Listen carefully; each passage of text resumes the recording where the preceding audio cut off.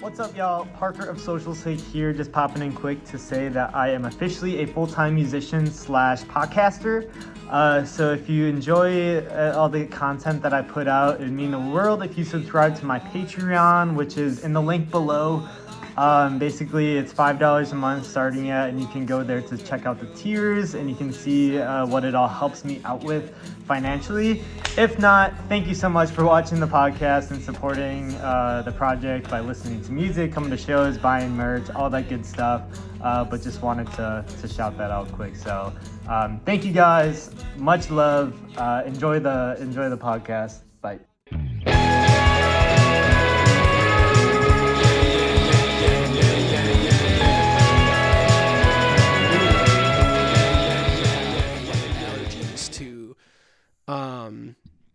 To like the things that are in cats, like it's like this specific thing in their fur that like irritates a lot of people. Okay. And they found it in chickens. And the crazy thing is it can like be transferred a ton of different ways, and one of which is like by eating those chickens or eggs. Oh, so I think I've heard of this. Yes. Yeah. So what they've been doing is they've been like putting these like eggs from these like mutated chickens essentially and putting it in the cat food. So then the cats eat it. Oh, so humans don't even have to eat it. Correct. Yeah. Wow. And then the cats like don't irritate the people, you know? Oh, wow. It's probably really expensive food though. You think so? Probably. I don't know. I've never looked into it. I bet they could make it like pretty somewhat affordable. But like, yeah. That might be worth it eventually. I think so. Yeah. Like, you know, there's no love. I mean, I love dogs too, but cats are great, man. Cats are easy. Yeah. They're chill. Sometimes, yeah. I feel like we have a cat. He's really chill, but he can also like be the center of attention sometimes, you know? Is he like does he like, I don't know, does he try to annoy you? I don't know. Cats have a lot of personality, I feel, so. Yeah, he kind of like snubs people he doesn't know. Like he'll like pretend they just don't exist. Okay. But if he knows you, man, he'll suck you in, you know, and when he sucks you in, then you get fucked. So. Right. I always feel like, because I try to stay away from cats and just not get attached or anything, because I know it'll hurt me in the end. But I always feel like because I don't give them attention, they always come to me because they want to win. That's what the cats want, man. Yeah, they're for just sure. like rubbing up against, Totally. If you like pursue the cats too much, you know, they're like, man, fuck this guy. Right. Yeah. Well, chilling, man. How you been? Oh, good, man. You know, just it's the coldest day of the freaking year right now. Yeah, but on the horizon, you know, we're over the solstice. The days just keep getting longer. I and know. longer. You know? Yep. We're just in this like 3 to 6 week long purgatory of coldness. You know. Yeah. Going into like December, I was just like, dang, winter's not bad at all. This is actually pretty enjoyable. And then every fucking year, it dips down. Yeah. I mean, you know it's going to happen, you know? For sure. I was definitely in denial this year. Yeah, that's such a Wisconsinite mindset, though. It's I had no idea it was going to snow in October or snow in May, and it literally does it every year. Every single year, yeah, for sure. I'm just excited for that, like, end of April. You know, everything's going to be like blooming and green, and we're going to be like, oh man, we're really out of it. And then we're just going to get dumped with like just heavy snow. Dude. You thought. It's like the one last thing that like, we're like, oh man, I'm not depressed at all. Like I'm feeling great. And then just blanket of depression. Yeah. No escaping it. No, not at all. You're from Wisconsin? Born and raised? Yeah, totally. I was Appleton, right? Well, Oshkosh I was born in. I moved to Appleton in like my late teens once I was kind of an adult and needed to get out of Oshkosh, you know. But, why did you move to Appleton? Well, yeah, I don't know. Oshkosh just didn't really have a ton of opportunity, and I think Appleton was a bit more progressive. So I was like, this is cool, you know. And so did you always know you wanted to pursue music and kind of go down that path when you were like a teenager? For sure, yeah. I think I shelved it a few times in like my late teens and like early 20s where I'd like pursue it really hard, and then I'd be like, oh man, I'm not getting to where I feel like I need to be getting with it, and then I'd go and kind of put all of my energy into like my career or something. I did that a couple of times. Yeah. And I'm like kind of glad I did that because it gave me a sense of like longing for it and not like, you know, not having it. Right, So, right. Trying out a few different things. For before. sure. Yeah, totally. And I've been really hard on it since probably I was like 24, 25 now. I'm almost 30. So Okay. for the last like 5-6 years, I've really been like putting a ton of energy into it. And I feel like it's kind of coming to fruition now at this point. Totally. How long have you been doing it full time? Or just like 3-4 months now. Okay. Fuck yeah. Yeah. So what were you doing before?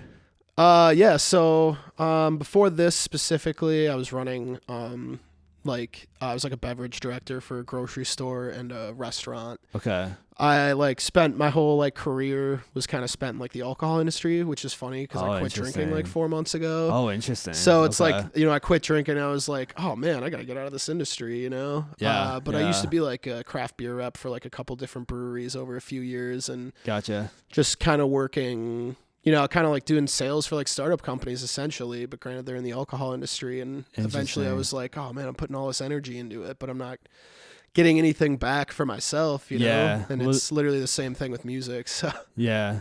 Like, what do you mean? This is the same thing with music? Like, you know what I mean? Like you're trying to, you're trying to sell something that's really creative and niche. And I feel like, if you're going out trying to sell craft beer to people, it's literally the same as trying to sell your music because it's like craft music in a way, especially original music. Yeah. So I was just thinking about that yesterday, like with beer and how there's so many different flavors and stuff.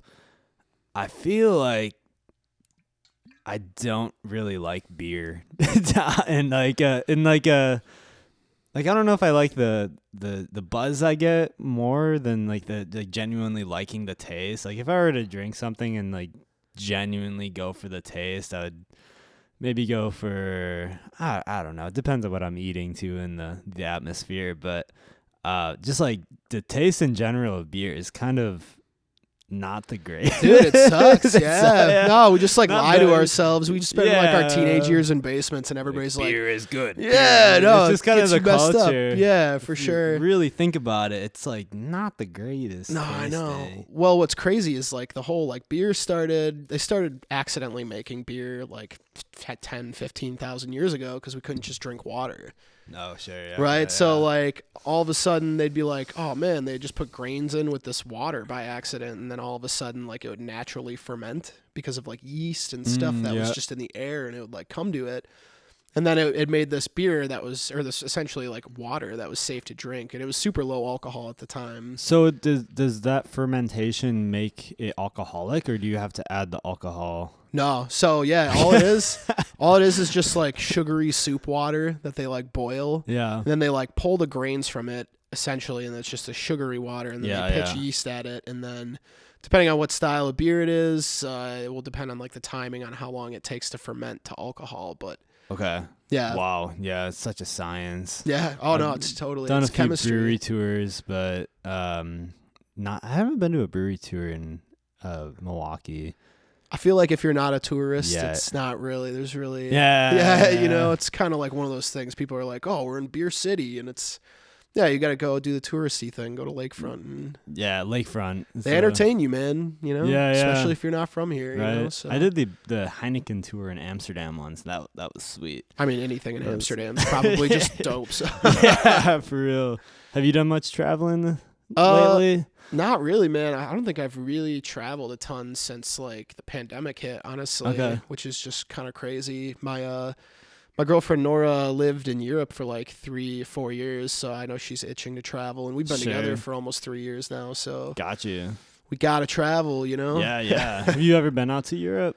No, I haven't. No. Okay. For sure. Yeah. I've traveled to a bunch of states and stuff, especially when I was like in my early mid-20s. I feel like I was traveling like 3-4 times a year to like a bunch of different places and stuff. And really since the pandemic, I've just not had like the wherewithal to do it. So. Yeah. It's tough to get out sometimes, and I think like setting aside, especially when you go to Europe or like a bigger vacation, you gotta take at least like 2 weeks to do it.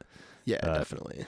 Something I've been trying to do and focus on is using music as a vehicle for traveling. That and is the vacationing. move, dude. That is totally the move. trying, Yeah. yeah. Because then you can at least like kind of break even maybe. Right. That was the whole. So I just got back from a down south run this like 2 weeks ago or last weekend, and I kind of went into it with like a tour mentality, because we did an East Coast tour and it was like show, break. And then this one was 6 shows in 13 days, and it kind cool. of snuck up on me. So I felt very rushed into it. With the holidays, it was just so chaotic and shit going on. But I felt like a show or two into it, there's like, oh shit, we have like 3 days to do nothing. So I kind of had to like switch to vacation mode and really like allow myself to like chill. Where'd you get to like hang out at? Like where did you spend Austin, the 3 days? spent 3 days. Yeah, that's Austin cool. was dope. That was my first time in all of these cities. Besides Nashville, was my first time. Sure. So Austin was a really cool city. I bet. Yeah. Yeah, I saw some comedy shows. I'm a big comedy fan. So cool. There's a show, Kill Tony, that I really Oh, you like. went to Kill Tony? Yeah, I went to the Fuck yeah, dude, that's arena sick. show. They Oh, did hell yeah. a New Year's Eve arena show. Who was like on the bill? It was Tony Hinchcliffe and Red Band, of course, and then Shane Gillis and then Matt McCusker were the guests. Cool. And like Mr. Beast made an appearance at one point. Okay, like, all the wow. regulars. Yeah, it was a fun show. But also it was an arena, so like the show itself is kind of chaotic compared to when it's at the comedy club, Yeah. like the mothership, but it was dope. Yeah, it was I mean, really Mr. cool. Beast down there. Wow. Yeah, he went out. Yeah, Was he funny or did he bomb? No, he didn't do a joke, but he awarded one of the bucket pulls $10,000. Wow, of course, yeah. All you had to do is just spend 10 days in a broken down something, you know? Yeah, right. Yeah, They're always Mr. Beast, man. There's always strings with that guy, you know? And Shane Gillis, too. Shane Gillis is like hilarious, right? I think he's really funny. I think it's hilarious. He's like kind of got this like edgy persona to him, but he just like his charisma is He's quick really with it. hilarious. Yeah, he's quick with it. He's coming to Milwaukee on the 26th, I believe. Where's he performing at? I think the Riverside. Really? Okay. Yeah. He's probably not at like Pfizer yet or anything. No, not yet. He'll get there, man. Yeah. I really think he's kind of like the next, like almost Bill Burr. comedian, totally, you know? totally. He just kind of like toes that line of like conservatism too. Yeah, you know? no, yeah. He like dips his he- toe in it a little bit. And Yeah. I'm like, just makes me a little uneasy, but then I watch it and I'm like, no, this guy's kind of He's got funny. good. though. He's Yeah. got good angles to both, like everything. For sure, He's yeah. great. Do you know Enrique Chacon at all? I don't think so. He's on Kill Tony a little bit, but he is a golden ticket winner, so he can go on any show if he wants to, and he's like a younger dude.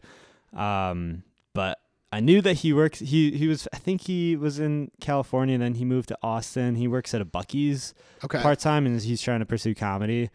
Do you know what Buc-ee's is? Yeah, the it's like the giant Quick gas- Trip, but yeah, the Texan exactly. version Yeah. of it. So I was. We were leaving Austin to go to New Orleans the next morning after New Year's Eve, and he was on the New Year's Eve show, and so we stopped at a Buc-ee's on the way out. And in the back of my head, I was like, it'd be fucking crazy to see if Enrique Chacon, if this was the Buc-ee's. And there's Buc-ee's all over outside of Austin. So I don't know. I just kind of had it in my head, and then literally pulled into this Buc-ee's. I'd never been to a Buc-ee's before. It blew my mind, but pulled into like one of the 3 big entrances, parked the car, walked in, and the first person I saw was Enrique Chacon. That's fucking crazy. It was dude. wild. Yeah. I like saw him, and I did a double take, and I looked at his name tag. It said Enrique, and I was like, "Holy fuck!" So I walked up to him, and I was like, "Yo, man!" Like I gave him a fist bump. I was like, "Dude, I'm a big fan. Great show last night." He's like, "Oh man, thank you so much." It's like, dude, I can't believe you're working right now, because it was like 10:30 in the morning, but it was. Yeah, I don't know. After It was playing an late. arena show, yeah. Yeah, Imagine, like, you gotta, that's, Yeah. you gotta be, like, really with your brain, you know? Yeah, no, it Man, was that's, cool. yeah. You have, like, a big show, like, It's going like, to I work the cannot next believe day. Fuck that just No. happened. That's like, crazy. Yeah, I don't know. It's just a weird universe kind of thing. I feel like it manifested it. No, totally, yeah. You should have did like a little jump video from it and tag Quick Trip and made him like a jealous girlfriend, you know? I can't. So yeah, big news. It just got sponsored by Quick Trip, Hell and I need to edit my first reel for them. It's gonna be like a sponsorship announce video, but Whoa. in the contract, I can't post about other gas stations or like food chains or gas stations or convenience stores. So during when I was in Buc-ee's, I was like, damn, I couldn't. Yeah, that sucks, dude. Yeah. But it's good. Yeah, it's all good. But Too bad there's not like a regional twist. I on know, there, you know what I it's mean? 'Cause it's not like- like Buc-ee's and Quick Trip are competitors necessarily. They have like two Right. totally different market shares. totally. Apparently, they're opening a Buc-ee's in Madison now. Oh, So, yeah, okay. Yeah, it's Yeah. tough. It's They should have tough. did it in lacrosse, really like stuck the dagger in the heart of Quick Trip, you know? Totally. I mean, if we've learned anything from Casey's at this point, it's like you just don't do it, you know? Casey's. Yeah, Casey's gas. It's like an Iowa thing. They have like, Oh, okay. it's pretty much the same thing as Quick Trip, except it like kind of sucks a little bit more. The food's a little yeah. bit better, but like it's Okay. not, it doesn't have like the vibe when you go When in we there were like a Quick driving Trip down does. south, one thing we noticed at the gas stations is that you can't find like a decent gas station until like you get to a Buc-ee's. I feel that's like Quick Trip compatible with like nice bathrooms and Yeah. like the hot foods and No, for sure. We're Yeah, it's like a lot we're of these super are- lucky with Quick Trip. Yeah, you know, a lot of these they are need to kinda bring one into Milwaukee dumps. though. That's because it like sucks, I you know. know. Like if you're like obviously we live in River West, right? Like the only time we get outside of the city is to like go play shows or I don't know, go thrifting or something. I'm a big thrifter. That's what I do. yeah. So anytime I get out of town, I'm like, oh man, first thing I gotta do, I gotta like hit up a Quick Trip, Oh, get yeah. myself a breakfast sandwich at like 2 p.m. Sure. and just dread it, you know. Do you hit up the bins? Yeah, Do for they sure. give It it- yeah. depends on the spot, man.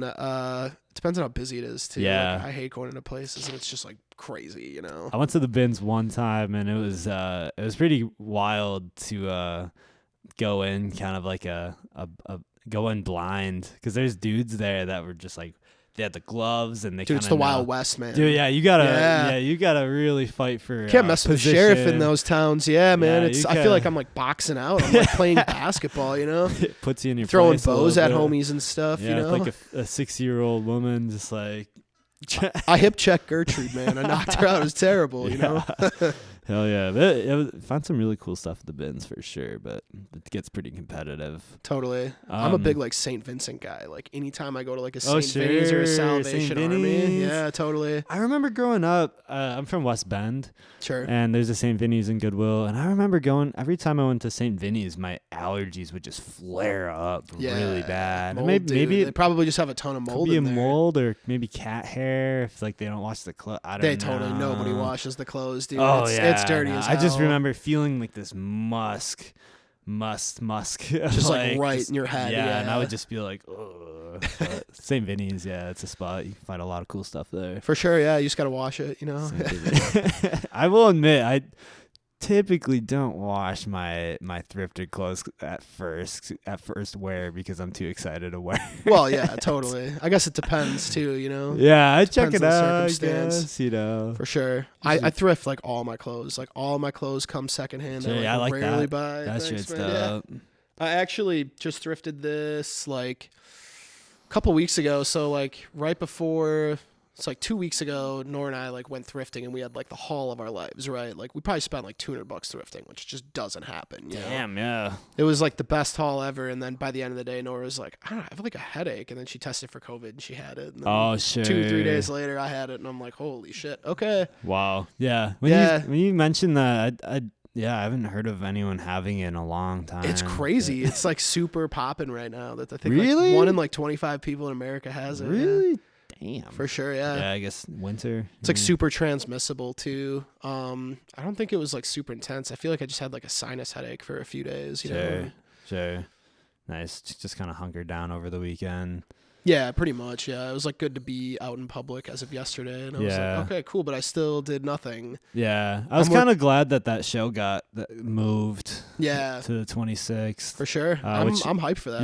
You're still playing? Yeah, totally. Yeah, Yeah, January 26th at the River West Radio. We're playing a show with Wave Chappelle. yeah. It's gonna be like an unplugged live stream, not live stream, but live video. Yeah, kind of live tiny recorded. desk, Yeah, tiny desk thing with a live audience. So Yeah, it should be chill. it's gonna be sweet, man. I love working with Wave too. Like he's He's the best. he he's is, a man. gem, He's dude. super fucking talented too. Like his ability to just kind of like go with whatever. Like he, yeah, man. He's super dynamic. You know, for and sure. just talking with him, he's always so present in conversation and just always such a good he like listens to you and Yeah. really like genuinely cares. Which if you're listening, Wave, I love you, man. yeah, You're probably same, watching. Yeah. He's so empathetic, man. He's a great guy. He's definitely one of like Yeah. How long have you been working with him? just a few months, man. We his manager Kyle booked me for the Cooperage show that they did to do like a loop show. And over that time, we had to like shoot some content. So I just brought like an acoustic guitar. We did like the Chappelle show thing. I had my homie Kalen or brother Malik with me. And they were like, "Oh, dude, that's sick, man! Like, you should come and play with Wave at Black Hat Alley." And Wave hit me up like the day of that show, and I was like, "Yeah, I'll just leave work early and do this. That's cool." Sure. So I just kind of went into it blind, and it was sick. Like, yeah. Those Black Hat shows are awesome. Hell yeah! Really, really, really cool shows. I'm glad they started doing those. For sure. Are you gonna do one next year? We did one in was it October or maybe September, like mid-September, I think it was. It was awesome. Think you're gonna do another one next year? Yeah, I would hope so. I'm trying to think do one so. too. Yeah, that'd be cool. Yeah, for sure. Alley. Yeah, it was fun. For that sure. was a show where like going into it, like didn't promote it a whole lot, like didn't really know what to expect, and then all of a sudden there's like 100 people pulled up. Like, made a flyer like that week, and well, you're fucking amazing, dude. You know what Thank I mean? you, man. Like, that's kind of the way it goes, you know? Like, yeah, if you have man. some incredible, art, like, people are just gonna pull up, dude. Everybody knows, man. You know? Yeah, I think it was a big part of like school just started with UWM, and I think there's a really cool generation of younger UWM kids that are really in tune with the scene too, which I think is sick. There was this like Battle of the Bands show. I think Scam Likey, Alley Eyes, some other bands. I think Lake Drive was on there. Oh, cool. They did it at the Union. I remember seeing pictures of videos. Like it was fucking packed with people. And I went to UWM, so there was nothing like that when I was in school. I felt like there was nothing that would support my arts at the time, or like UWM Prowl Radio wasn't really a thing back then. So yeah, props to them for really kind of jump starting that up and getting people in tune with it. Yeah, our scene's amazing too, man. Like there's so many different corners of it, but it's like super supportive, which is just incredible. I'm still meeting new people all the time. Yeah, for sure. It's fun. Yeah, especially for me, like I moved from a smaller town where I was, kind of not doing the same thing I'm doing now, but I was like, doing all the managing side of stuff and kind of booking out shows and stuff. And moving to Milwaukee from Appleton, it's just night and day how different it is. Like it's the crowds here are way more in touch with everything, and it doesn't even matter like age wise. It's just like mentally everybody's younger. Sure. Like everybody's still willing to listen, willing to give anything a chance, which is dope. You know? And I feel like Appleton's got a really cool music scene up there. For sure. It's super clicky though. Is it clicky? Yeah, not that I'm trying to talk any smack on it or open up any doors or anything. Yeah. It is like super clicky though, because there's only a few people that are like doing all the booking in Appleton, and at like the like kind of like the A-list venues, I guess I would say. Yeah. So, have you played Mile of Music? Yeah, ever? I played it a couple years ago with the other band that I did like managing and played guitar for and stuff, which we were cool. We were like kind of like an indie rock band, but a little bit more like jam bandy too. Like we would kind of blend a lot of genres live and do a lot of improvising, which only makes sense with me because I'm like I improvise so much. Yeah. ADHD, Are you which I cannot improvise much at all. Like that's something I want to get better at is like improvising on stage and jamming with other people. Just got to do it, man. I'm very gotta fuck up, dude, Just fuck up a bunch, Totally. Do you know music theory pretty good then? Or do you kind of just I feel like you've just been playing for a while? Sure, yeah. I think like almost being 30 now and like really working on a lot of different like genres and stuff, like that kind of like opened it up for me, like and then I think being like a blues kid, like I don't know, my stepdad was when I was like 16 started bringing me to like blues clubs for like open jams and stuff. And totally. I had like 3 licks, right, and I would just like play one of those 3 licks and whatever the key was, and everybody would be like, "Dude, this kid's gonna be amazing." And I really sucked. Like I sucked. I just had 3 licks, and I would kind of cycle through them and. Sick. Better than no licks. But yeah, and then I kind of just kept testing and working on more stuff and building the licks. Totally, yeah. Yeah. Now I don't even think about it. There's just like, probably have like a library full. A few hundred, yeah, for sure, and kind of cycle through them, and I don't even think about it. I just let my fingers do whatever. That's fucking awesome, dude. Totally. Yeah, I think it'd be really cool to get to a point to do that, but I'm pretty plan out songs pretty straight edge. Songwriter, man, Yeah, that's kind of the way it goes. Yeah.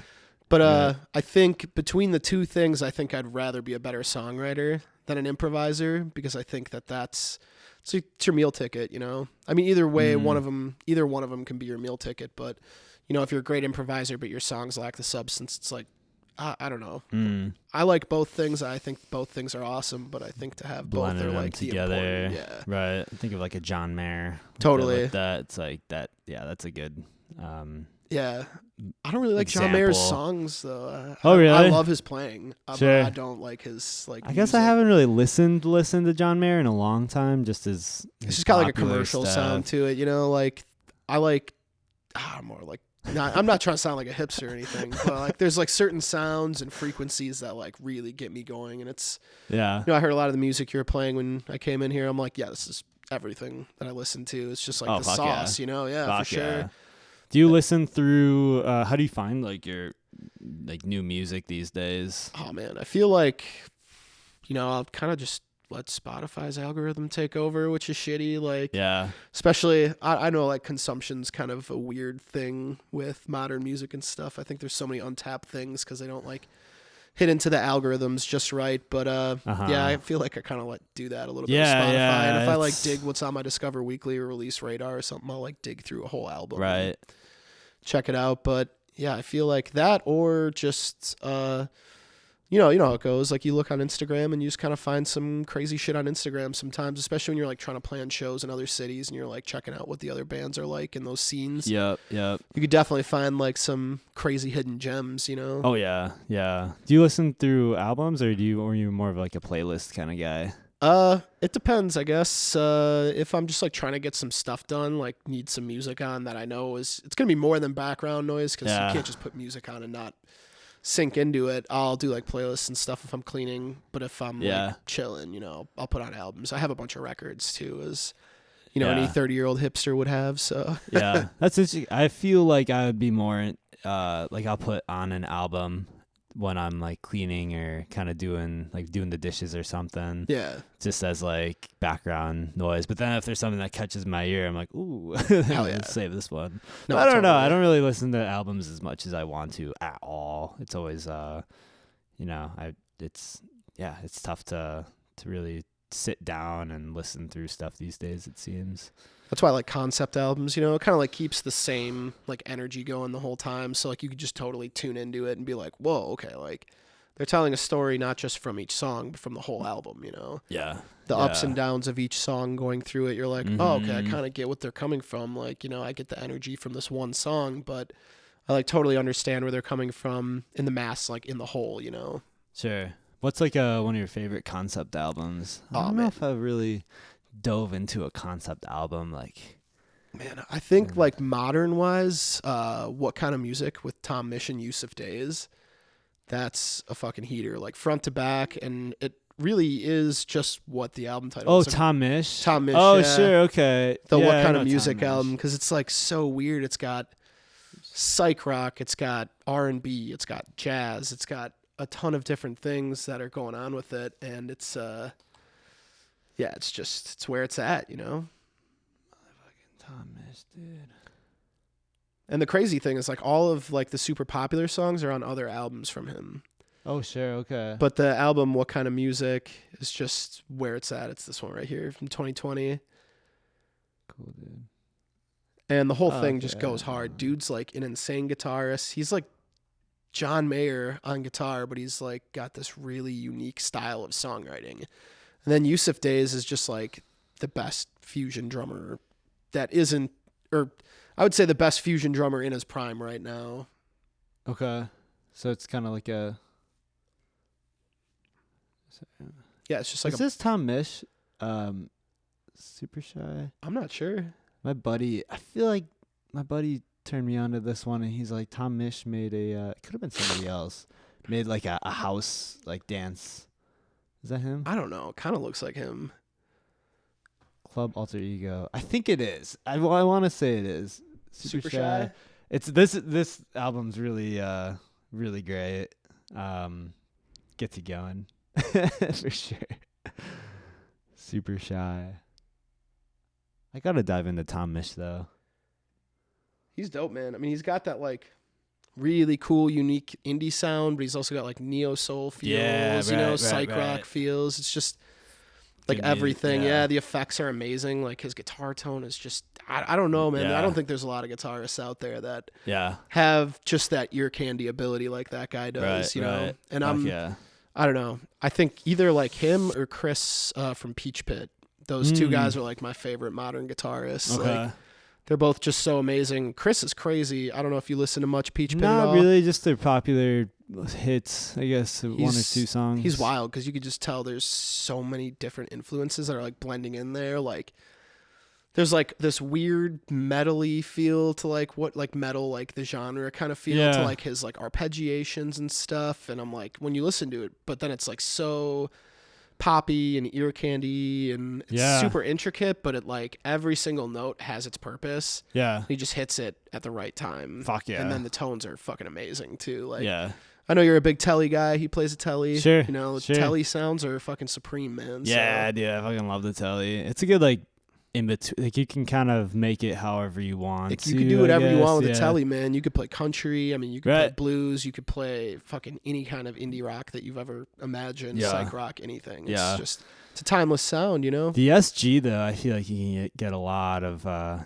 don't know, like grunge with it, too. For sure, You know, it's like a little bit darker, heavier sound. Totally. Like, I think I've been looking at a new electric guitar, with also a new acoustic. With an SG and a telly, man. Those are the two like electric guitars I use for everything in the studio. Oh, sure, yeah. You can't, there's just, as far as like rock goes or any other kind of genres for the most part, like you can't go wrong, man. Yep. It's great. I just need to get a Bigsby bar on my Telecaster. What's a Bigsby bar? So it's like the tremolo systems, you know, so it just makes it like sound surfier, you know, like it's like surfy. Is it like something you physically put on the guitar? Yeah, you have to like drill it in. So you have to like totally. What? Yeah, a lot of guitars come with them. Bigsby bar? Bigsby. Bigsby.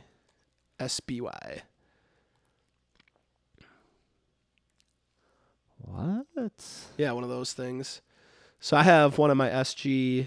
So that's why I use it live for everything. Oh. Yeah. Okay, that's not a... But on a telly, dude, that is where it's at. That's fucking sick. I know. So that's not a wah pedal? No. Or not a whammy bar. Whammy bar? Oh, yeah. No. Jesus Christ. My mind is kind of... They're fucking crazy. It like offers like tremolo sounds, right? So like you could tap it really fast or just... So you could just tap it a little bit? There's like a spring that's set in there. Right. And it makes it like kind of sensitive, but it's not like a whammy bar. You're not like really changing the tone a lot. Okay, yeah. Like the tuning, it just kind of changes the tone. And because I have one on my SG, I use it all the time for like everything. There's so many different weird, unique sounds that you can get out of that. Oh, cool. Even by like just strumming this part right here, like where it's away from the pickup, you get these really bizarre sounds. On like the first song on my album that I released in April, So Mill, the way it opens up, it's all these really weird sounds and stuff. It's literally just me plucking through those with like a bunch of delay and chorus. Yeah. And then it eventually just gets louder and louder, and then the song hits and drops in. Cool. So when you pluck these and you hold a chord and you pluck these, does the sound change? No, because it's like muted by this right here. Right. So it's just all like the same. Yeah, it just like offers this weird chimey sound kind of. I'll use it a lot with like delay and stuff like that to kind of just like add in effects as we get into like a more psychedelic kind of part of the song or like a jam or something. Could you build out any guitar to add this, or do you need this kind of Telecaster? No, so like I have a regular Telecaster. All you have to do is just like replace this part right here because it's closed back. So you replace that, and then you have to actually like screw on. It in. Yeah, for sure. So I'm gonna have to like fuck up my guitar permanently. Yeah, right. Which is crazy. It'd be kind of worth it. That looks sick. I know. The only thing I'm kind of battling on, I like don't want to fuck it up because the Telecaster I have is it was my friend who died a few years ago. It was there, shit, man. so I'm like, fuck. Like, yeah. I think I got to do it though. Like, I want to play it out live a ton more, and not having a Bigsby bar. Like, I kind of lean into it. Do you think if you like took it into a shop, it'd be maybe a better? It's just maybe, yeah. I do all my own stuff as it is. I'm sure they'll probably charge me a few $100 to put it on, but I think if I do it myself, I could probably get away with like spending $300 on stuff. And it's a nice guitar, you know, and I think by doing that, as long as I just measure a bunch of times and make sure I'm not fucking it up. Yeah. yeah, those are fucking sick. For sure. So maybe keep that in mind. Totally. Play around. I know like a lot of archtop guitars, like hollow bodies and stuff, you don't have to drill into those ones with it. There's just like a weird attachment where you just like put it behind the screw on your strap hook on the bottom side. Okay. But I don't think it works with like a flat top guitar, so. Okay. But I haven't done enough research. Plus with a telly, like there's not a lot of room from the like where you need your strings to stop and where like the butt of the guitar is. Okay. So you have to get like a specific Bigsby bar for a Telecaster for that reason. Yeah. Bigsby bar. Yeah, I like that. Yeah, for sure. I just invested in the like this. It's called the Idoru pedal. Which I was looking for something to do. Idoru. Basically a pedal that could play backing tracks if I just hit it. Oh, cool. And there's nothing out there that really was easy. I mean, you have loop stations where you could build them up yourself, but yeah, it takes like a minute. Yeah. Listen, people love it when I do the loop stuff. I think it's interesting. I don't really fuck with loop stuff though. Like I don't like it's too long built out, and then you can't change like every single thing. Yeah, you can't just like change your key or change your chord structures or anything. You're kind of just like trapped in one song, right, for the eternity of the loop, which is fine, And if you like know what you're doing, that's like cool. But I feel like there's only one person, maybe two people out there that are like great at loop stuff. That's Tash Sultana. And then there's this guy Heatbox out of Minnesota who just like is crazy with them too. But outside of those two people, the amount of fucking practice on those, you got to get it just right and to have the confidence to really make it dope. I never practiced it. I just like picked up shows at breweries. I was like, I need like $300-400. I'll bring my stuff down, and I just kind of started doing it, and jamming over it for sure. And like if you're used to playing drums, right? Like you kind of know where like your feet are supposed to be, so you just come in, you just pretend one foot's the kick, but it's not. And it's like when you start, Right. What kind of? Cause I've looked into some like looper pedals. It's just so tough to get it on time and. You have to be like precisely accurate. Yeah. You have to be like a psycho with it, like just like right on it. I've seen, Cave Town is. He's like an indie singer songwriter, but I've seen a live set of him with a looper, and he did some cool shit on it too. But yeah, I don't know if that's something that I necessarily want to do. So this guy, I can like download onto an SD card, and there's basically an app or website where you can like.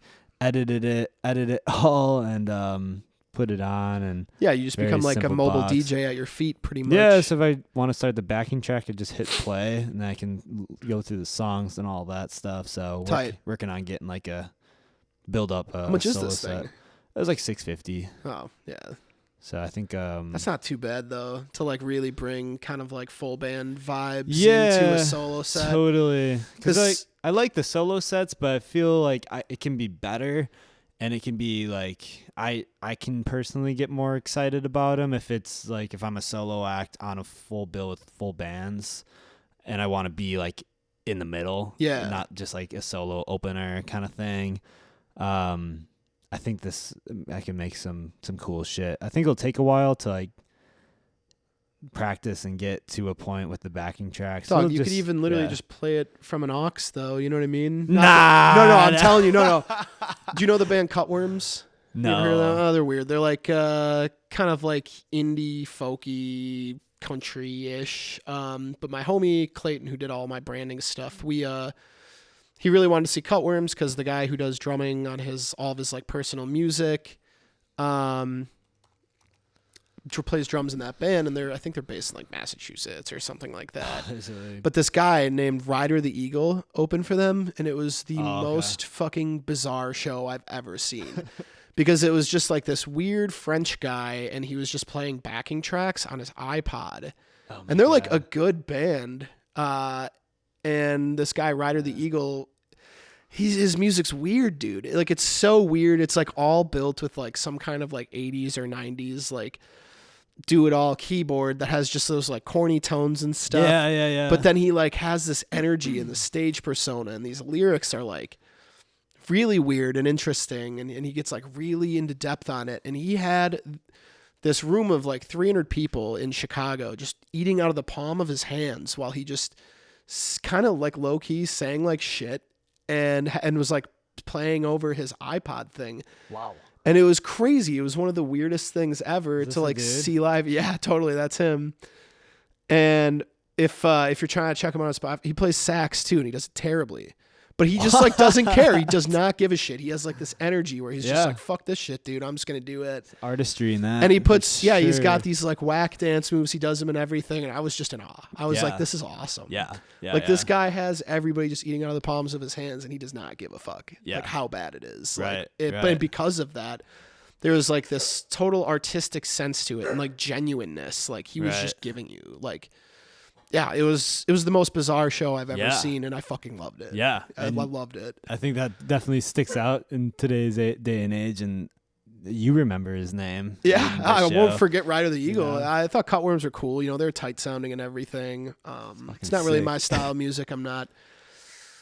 I like pedal steel. I think that was like the only thing that kind of like I was like fuck yeah about with the band, but it seemed like everything they were doing was just in the same key and Ride of the Eagle was he was the opener. solo. Yeah, he was just a solo solo dude. guy, just an Yeah. opener for them, just singing over. And he clearly had like an iPod Classic, and he would just like play it, and then he just That's fucking crazy. and he has this like crazy French accent, and he's fucking crazy. It was awesome, Yeah. dude. It was so weird. It was one of the it was just such a weird show to see. And at the time, I just quit drinking like a few weeks before that or something. So it was like the first show I went to sober, and I was like, okay, this is fucking bizarre. Yeah. Like, and I loved it, dude. Yeah. It was awesome. Sick. Yeah. Yeah. I do think there's like a stigma between, but like with, I don't know, like showing up to a gig with like an iPhone and asking the sound person, like, you got Bluetooth or totally. what? Yeah, for sure. So I kind of want to come prepared. A lot of people do it though. Like it's kind of crazy. I just want to be a little bit I've more seen some good artists doing it too, and I'm like, damn, this is crazy, you know? Yeah. As long as you're not like singing over a backing track, like as long as you're not singing over another singing track. Yeah. Because Totally. that's weird. I feel like that's kind of where, you know, the line is drawn. Yeah, exactly. And I've been working with Jake Beanboy. You know Jake? Yeah, he's dope. Yeah, he's the fucking man. And been working with him to mix these backing tracks to get him to a certain point. So last night at Bremen open mic was the first time like tried playing over two of them. I think I heard that, yeah, because I was like, damn, Oh, it sounds like really? Parker's playing with a full band. Oh, you heard it? Yeah. Oh, I shit, I live right dude. above Yeah, there, you know? Holy yeah. shit. Should have popped down. Yeah. No, I was like, I'm going to give this, I'm going to Yeah. give it one more day, you know? Yeah, I hear you. For sure. Yeah, it was fun, and I think it definitely needs some tweaks, but yeah, I think I'll do pizza for the 26th show just to try it out. Fuck yeah. Yeah. Dope, dude. See what it is.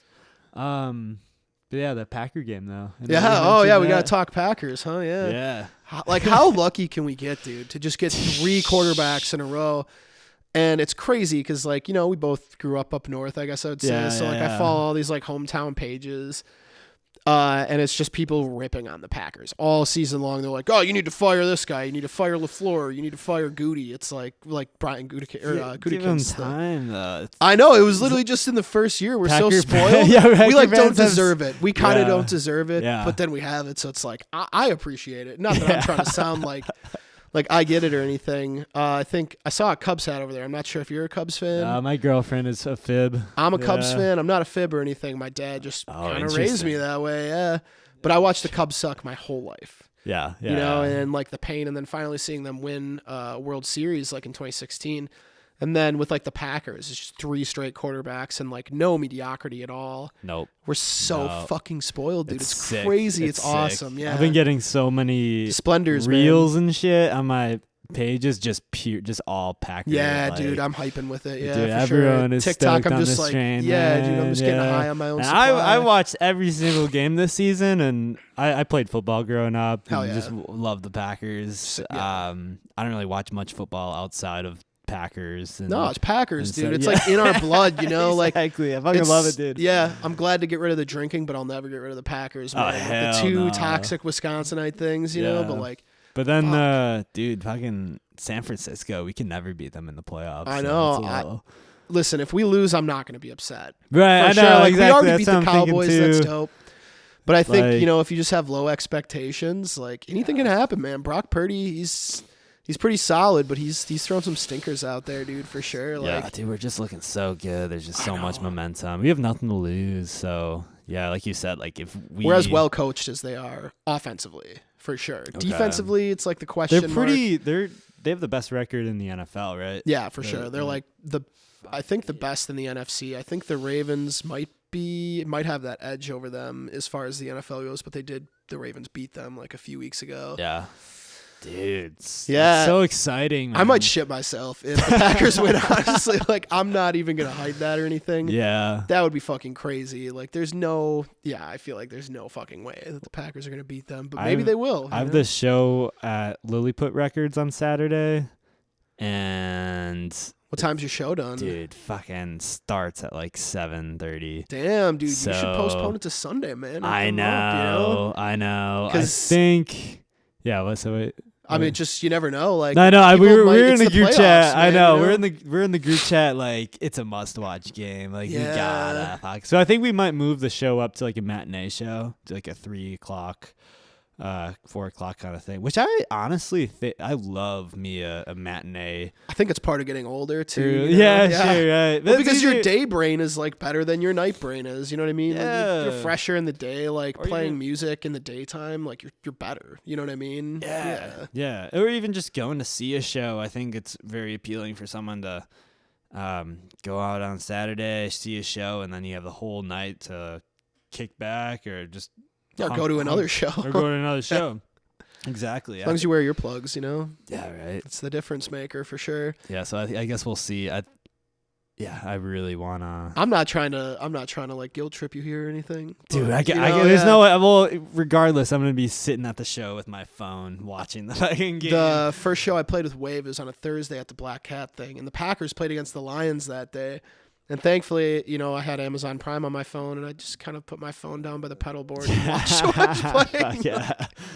It's part and of we the got pedal. destroyed by the Lions that game too, but I wasn't gonna miss it. You know, I remember that show or that game. That was we started to come back at the end a little bit. For sure, it was garbage time though. You know, it's like it was like the Cowboys kind of coming back the other day. It's garbage time. Like nobody's really trying at that point. Yeah, so. which almost it was scaring me. It did get a little scary, man. Last on Sunday. They're 2 scores away. You know, and, that was and then the announcers score and then get a Yeah, that was a little spooky, but it was great. Yeah, we were put in up almost 50 points and still like weren't in the clear. That's just fucking bizarre, you know? Yeah. We were in Grand Rapids on that Lions game. I scheduled a tour. This was the tour out east, but it was that Thursday night, and I was like, we're in Michigan playing at a bar.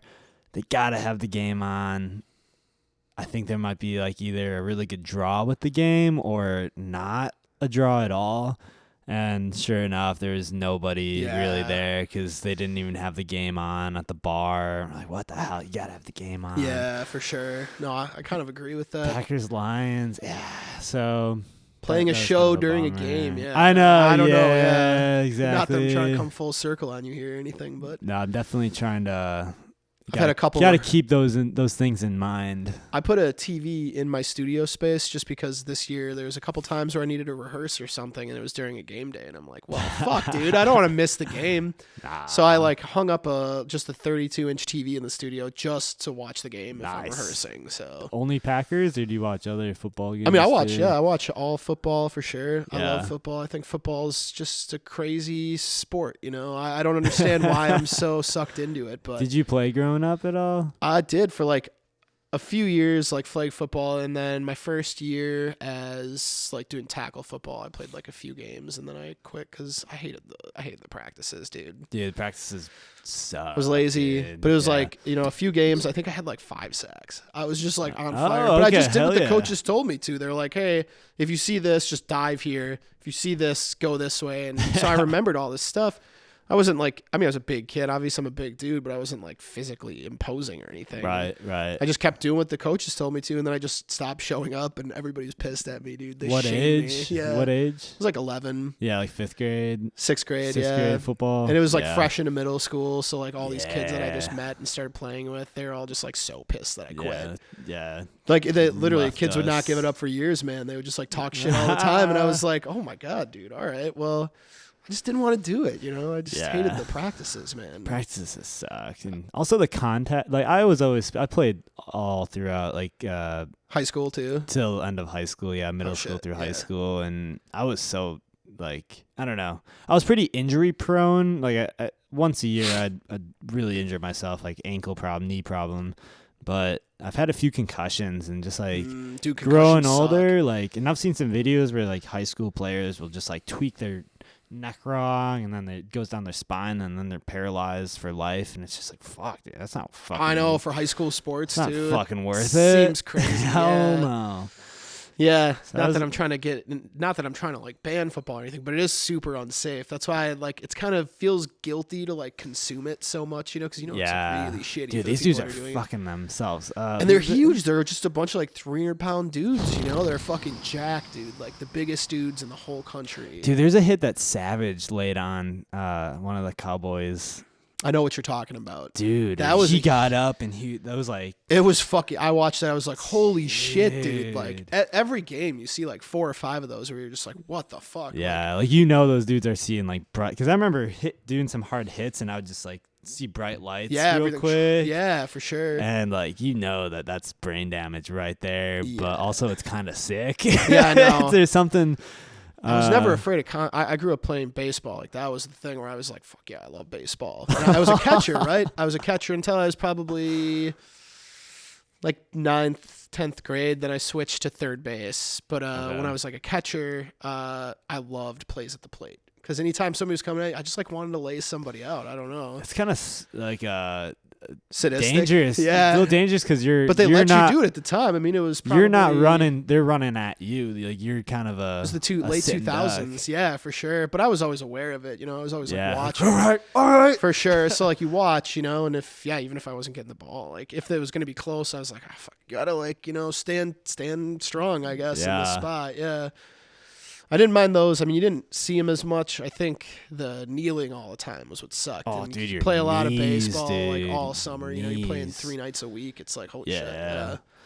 Yeah. I That was like kind of a chunkier kid, so Sure. Yeah. I don't know how I don't have knee issues as I've gotten older at all. I feel like eventually I'll just be like, all of a sudden they'll be done, you know, but Yeah, I mean, I'm pretty confident that when we're like 50, 60 years old, there's going to be some wild shit that we can just for sure. replace a knee real quick. It's gonna Totally. be- Hopefully, yeah. Ain't no thing. It'll just cost even more though. Dude, did you see the commercial for the new Apple Vision thing? No. Ah, dude, it was during the Packer game. It's this new Apple headset, like VR headset. Yeah. Yeah, that thing looks fucking crazy. Super immersive. That's yeah. gonna be like the next step of I VR think in for 5 sure. years, totally. Yeah. Like I bet you in 5 years everybody just has one. It's not gonna have like the same wiring and stuff. It's gonna be way less like it's gonna be condensed to like some goggles or like cool glasses. Because right now it's a full headpiece. For but sure. yeah, once it's like a normal like glasses you're wearing right now, it's gonna be like it's gonna be fucking nuts. It's dude. gonna be insane. Oh, dude. I wonder at like what point are we just gonna get totally sucked in? Like I feel like low key, like I'm kind of already sucked into my phone and all this digital stuff as things go. You know, like I'm always digging through it, especially with like Instagram and stuff. You know, and the better it gets, you get more sucked in. Because I got the iPhone 13 now, which sounds old now, but that's what I have too. It's like a 13 13 Pro. Yeah. Like I remember upgrading from like the 8 or something, and like the screen is just way more inviting and just like way faster. It sucks you in, man. Yeah, totally. There's like no latency at all. Like, it's just so right there in your hands, you know? Until a few years pass by and it just like slowly gets slower. For sure. And then the new iPhones come out and it's everything's gonna be crazy at that point. But yeah, I feel it's gonna be like the commercials, and I looked at some YouTube videos, and like literally I'll be sitting here and my laptop will be virtual, so I can literally like type on it as I would with my hands. Yeah. But it's really not there. That's so fucked. Yeah, that is crazy. Yeah. And then you can have like a desk all set up. You can have like a fake plant right here. Well, think about it. What our phone does used to all be separate things before that too, you know? And then now it's just going to get... Oh, yeah, right. Now we're just breaking down more barriers and like adding everything to each other as time goes on. Yeah, there's the evolution of the workspace. Of course, LinkedIn is the first thing. What the hell? Go to YouTube. I saw this video once. It's kind of interesting. Like, it starts back in like the 19 whatevers. Evolution of the desk. Maybe let's speed it up.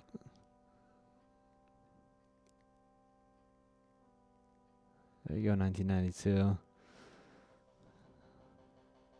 You got like the thesaurus, the encyclopedia, Yeah. you got the printer, big phone. Oh yeah, and it just all Maps, goes in yeah. apps, the calendar. Crazy. Wild. This music makes it sound I know, like it's especially like, with, like, this- yeah! Rage. The Look at all the glue, shit we that's it. put in here. There's so much shit. I mean, that's Yeah. crazy though, you know? And that's the thing is now we're just going to be integrating all of that plus TV, everything else. Into nothing. Basically. I know. Yeah, that's It's fucking crazy, man. My wild. girlfriend over the last week, she like watched a couple seasons of a TV show, but she never once put it on the TV. And last night she told me, she's like, oh, I finally finished my show. And I just thought about it. I'm like, that's so fucking bizarre. I never saw it on the TV once.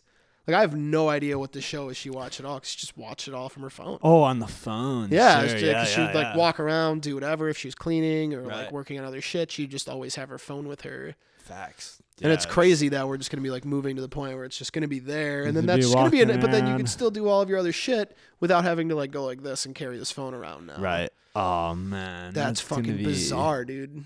Crazy. Is that a good thing or is that a bad thing? I think I think like it's a good thing to have technology evolve with time. I think what's bad is the fact that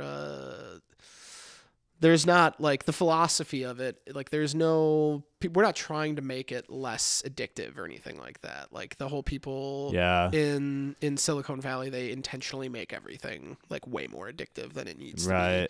be. And us people, we're just animals, dude, you know, Fucking like we're just crazy. addictive little creatures. We just get addicted to everything. So Yeah, I feel pretty unhopeful about the addiction aspect of social Yeah. media, and because there's people out there just like kind of screaming from the top of their lungs about how bad this all is, like people who have left Facebook and Google who are real advocates for it, and like the social dilemma that came out. yeah, Everyone saw it but didn't change anything. No, dude. for It's sure. fucking I mean, crazy.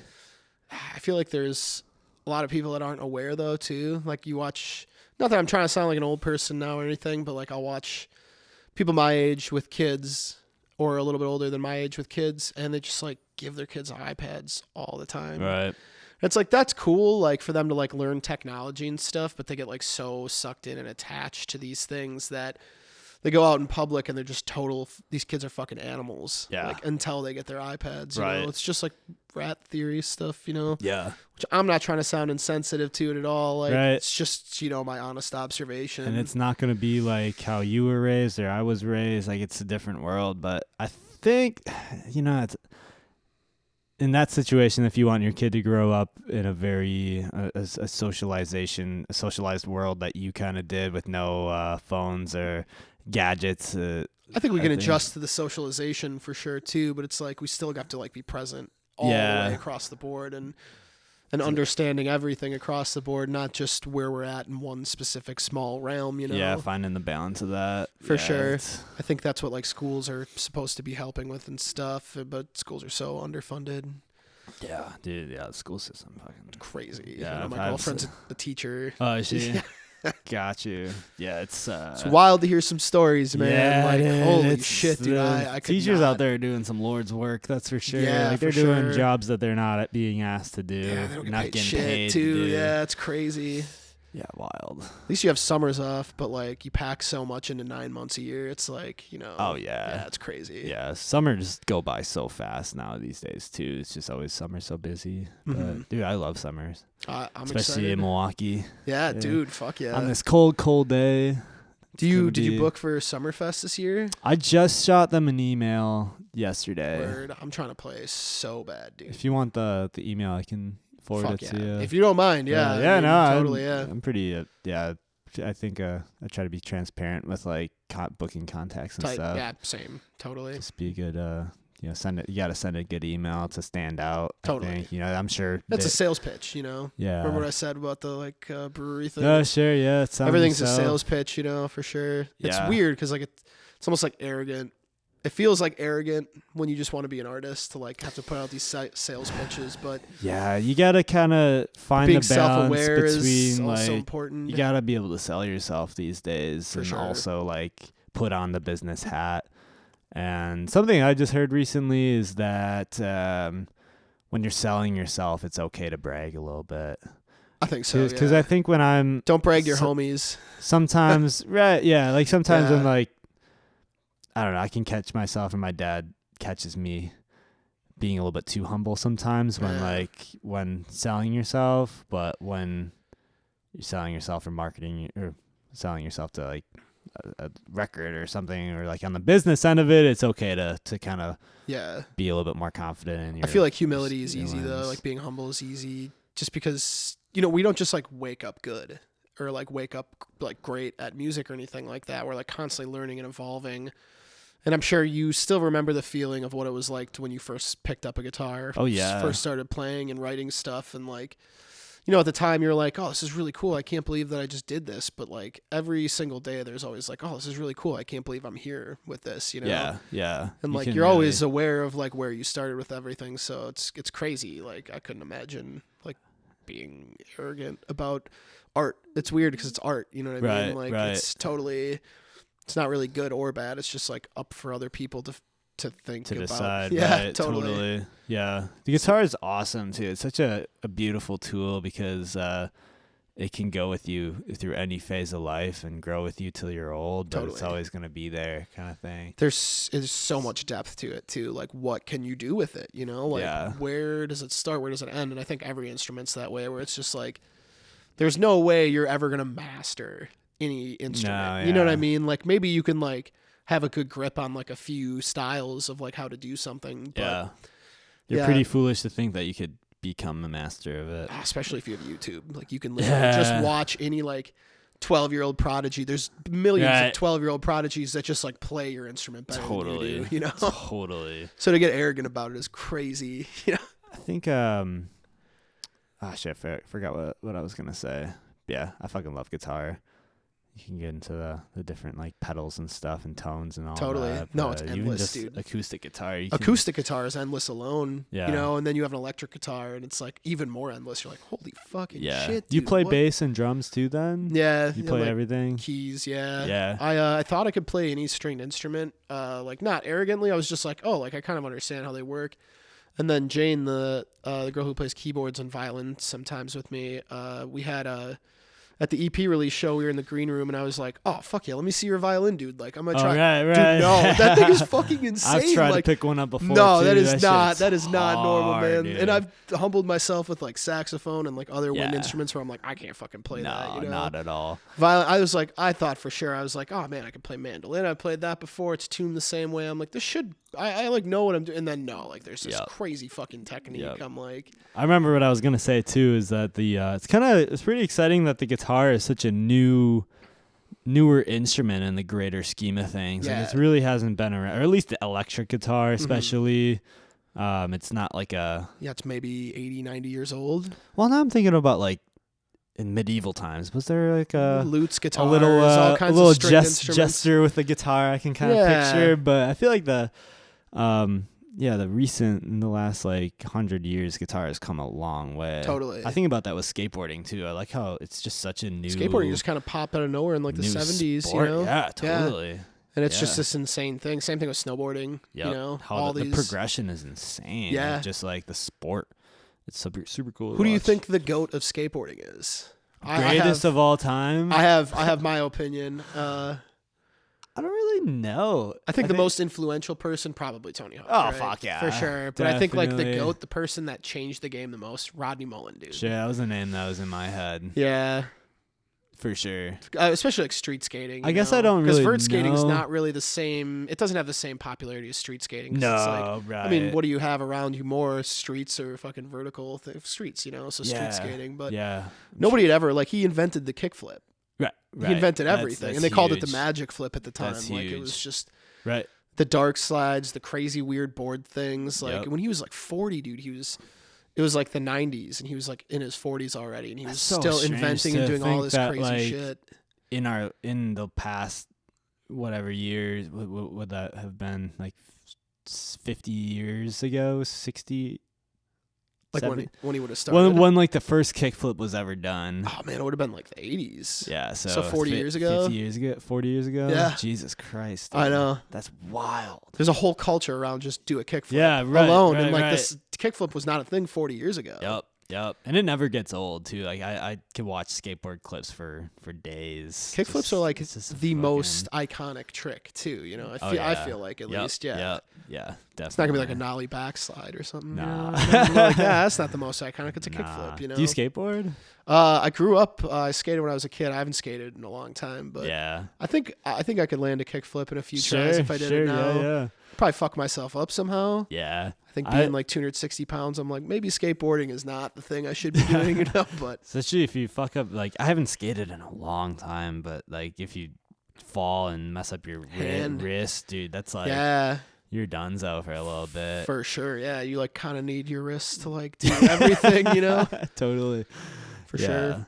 But cool, man. We're hitting an hour 5 minutes. Anything you want to plug at all as far as music wise going? Any shows coming up? Or? Yeah, doing a lot of shows. I think the one I'm the most excited about is going to be March 30th. The Cooperage going to release Volume 2 of the MKE project, which is like my collaborative EP series. Cool. It's gonna be dope. Is that with like under duBois? Yeah. Am I saying that right too? duBois. You got it. Yeah, for sure. It's a sick name. Thanks. Yeah. Stage name. The duBois is the stage duBois. name. Dak is Dakota is my first name, Right. but I go by Dak. Yep. So Yep.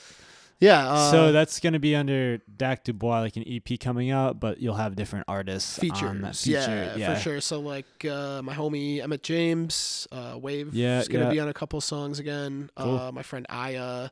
Yeah, dude, Aya fucking Aya's kills, dope. dude. Yeah. Aya's dope.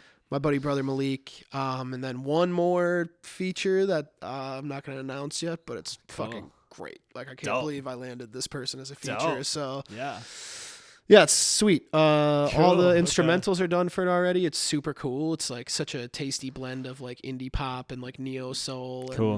And, I think that's kind of where I wanted to go with like these EPs, is just kind of like try dipping my toe into other genre pools, and and really like and be doing it genuinely too, not just like forcing music out of me, just like letting it flow and right with the homies too. for sure, because the like my like stuff that I've done on my albums, and I'm working on my second album too, that I'll probably start releasing music from in like late spring, early summer. Yeah. But it's all like kind of rock forward. I feel like I'm kind of like pushing more into like the Zam rock kind of thing, like Alalas and like Krungben and stuff like that. Oh, I feel yeah, like yeah, a lot yeah. of my Totally. solo stuff is like super impressioned on by like that kind of world indie sound. Yeah. And then I love that shit. and then with the EPs, it's like more neo soul. I kind of get to like play into like hip hop and like the funk and stuff like that I like love. Like I love funk, so it's like cool to kind of. Yeah, funk is natural to me. Like that's where like I feel like I'm in my bag with like genres. It's just like funk and kind of jazz and stuff like that. Yeah, so the Krungben kind of style I fucking love. it's fucking great, dude. Yeah, you could just put that on any Krungben album. I could just put on any vibe that you. that you EP trying to they did match with that you Leon can. Bridges too. Oh Fuck, yeah, is dude. so good, dude. Like, Yeah. I saw them at the Aragon Ballroom in Chicago like 2 years ago. That was probably fucking nuts, sick, dude. Mark can rip guitar. Like that guy can play rhythms and leads at the same time. Dude, it's wild. Now, like I don't even think I could do the rhythm or the lead, and then this dude just does them both at once. It's like, what the fuck? Like, how is this a 3-piece band right now? I know, it's insane. Laura Lee is a great fucking bass player too. Dude, Like so just sick. the fattest bass licks, and then.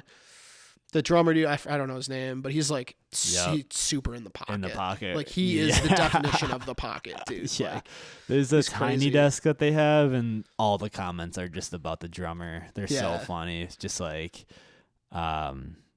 just people making he's a these- clock, dude. Yeah. He's a fucking clock, dude. Right. He's a swinging clock. It's just crazy. Yeah. Like a metronome. for sure. Like I feel like when I look at like amazing drummers, like that's the kind of quality that I like see it. And I'm like, holy fuck, like that dude is the shit, you know?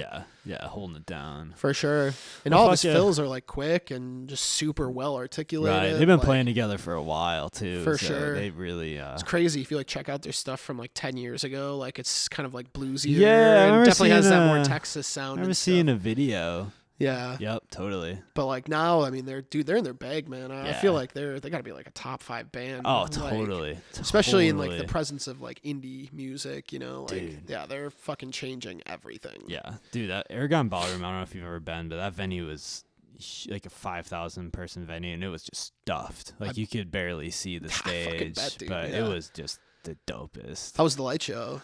The light show, I don't remember. It was pretty fucking sick, if I were to remember. Yeah. But they had like these 3 huge like UFO saucers, like platforms Okay. of the stage that was built. So basically like 1, 2, and then 3, where like the third top one was where the drummer was. So they would like go up and down there's like and stuff. stairs like connecting all of them, so they could just cool. like slowly walk around this whole huge platform. That's fucking stage sweet. thing. How are they a It 3-piece was too? Like dope. honestly, that's Yeah. just crazy. Yeah. It was sick. I would love to see him again live. I'm a big fan of a good 3-piece band, man. You know, it's I love the power trios. I You love know, me a 3-piece Yeah. too, which I think like moving forward, like I would love to do 4-piece when I can, but like the 3-piece Social Cig set, I could feel pretty comfortable like touring off of that and doing same. Yeah. So 3 pieces, like yeah. Three pieces cool. 4 pieces great. Like I love having a keyboard player with me. Sure, yeah. I don't really need like another guitarist or anything. I kind of just like having one guitar because I think keys like there's just more depth. Like you can get into more Right. depth of like sounds and stuff. And Totally. blend like the low and the mid really nicely. Right. At least just for like what I'm doing. Different sounds, yeah. 4 pieces, totally. sick. 3-piece, I Yep. fucking love playing a 3-piece. It's just like the energy is so much more raw. Yeah. There's something pretty punk rock about it. Totally. you Yeah, know? for sure. Yeah. It is what it is, and you can make a lot of different iterations with the 3-piece. Yeah. For sure. Brings out like my inner cream. You know, I feel like Clapton, but not a piece of shit of a person. Okay, sure, yeah. Especially with the SG, you know. Fuck yeah. Yeah, well, I got to catch you live because I was at the Cooper show, but I missed your set. I did see you with Wave Chappelle, though. That was sick. Hell yeah. But, yeah. I know we're doing a show February 3rd at Radio Milwaukee. February 3rd. Yeah. Oh, okay. So, Radio Milwaukee. I think like Sleepy Gaucho's opening with a Oh, stripped down cool, dude. set. I think Scam Likely is then playing. okay. And then I'm going to do a 4-piece set with my band, and then we're Nice. going to support Wave, full band Wave at the end of the night. So Damn, that's a bill. yeah, it's going to be crazy. Dude. Yeah. Andy is Sleepy Gaucho. His project is sick. Sleepy Gaucho's dope, dude. I Yeah. think they're probably like my favorite band in Milwaukee as far as like local scene stuff goes. But I think just kind of being like psych, like I love psychedelia. It really resonates with me. So yeah, he kills it, and just the aesthetic that he goes for is just fucking primo. for sure, yeah, that like kind of vintage 70s aesthetic, Yeah, like the worn right. film, everything about it is just fucking awesome. Yeah, he lives around here. I see him every now and then. Word. I don't think I've never met him. I've seen him play live twice. Okay. They're dope, but yeah. Fucking Dope. they're awesome for sure. So February 3rd, I'm gonna be out of town that weekend. Going up north. Totally. February 3rd. I know I have a show. March 30th. Then was your EP release. Yeah. Okay. It's gonna be cool. We're Dope. supplying a full band for Aya for that too. Oh, So Aya's gonna do her whole set full band. Fuck yeah, dude. So we're gonna be supporting Aya on that, Sick. and then she'll be on 2 features on the EP.